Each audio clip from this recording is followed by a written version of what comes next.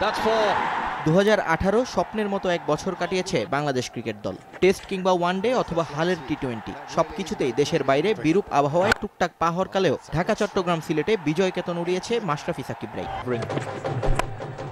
তবে যা কিছু বিজয়গাথা কিংবা না পাওয়ার বেদনা তার পুরোটা জুড়েই আছে টাইগার ক্রিকেটের সুপার 5-এর অবদান। আরও পরিষ্কার করে বললে মাশরাফি সাকিব, তামিম মুশফিক এবং মাহমুদুল্লাহ যখনই প্রয়োজন হয়েছে হাল ধরেছেন তারা।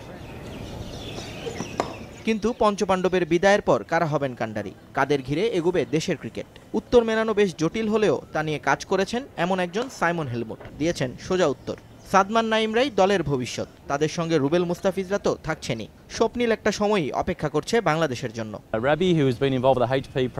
রাব্বি মিশু ইনজুরি থেকে ফিরে এসেছে। রুবেল মুস্তাফিজদের সঙ্গে একসঙ্গে খেলার সুযোগ পেলে এরা অনেক ভালো করবে। বাংলাদেশের পাইপলাইনে এখন অনেক খেলোয়াড়, এদের ঠিকভাবে পরিচর্যা করতে হবে। নাইম তার অভিষেকে দুর্দান্ত পারফর্ম করেছে, ধীরে ধীরে ব্যাটিংটাও ভালো করছে সে। আর সাদমান তো প্রথম টেস্টেই নিজের প্রতিভা দেখিয়েছে।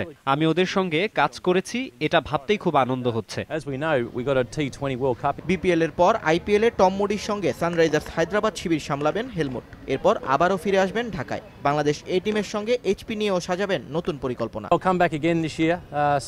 আইপিএল শেষ করেই আমি আবার ফিরে আসব, তখন নতুন করে কিছু পরিকল্পনা সাজাবো। এ টিম ও এইচপি নিয়ে আমাদের কাজ করার অনেক ক্ষেত্র আছে। তরুণরা অনেক সম্ভাবনাময়, তাদের জন্য বেশি বেশি ট্রেনিং এবং বাইরে খেলার সুযোগ করে দিতে হবে। আশা করি আমরা সেটা পারবো। বিপিএল এ চিটাগং ভাইকিংসের ব্যাটিং কোচ হিসেবে দায়িত্ব পালন করছেন সাইমন হেলমুট। নিয়ন মোহাইমিন, সময় সংবাদ, ঢাকা।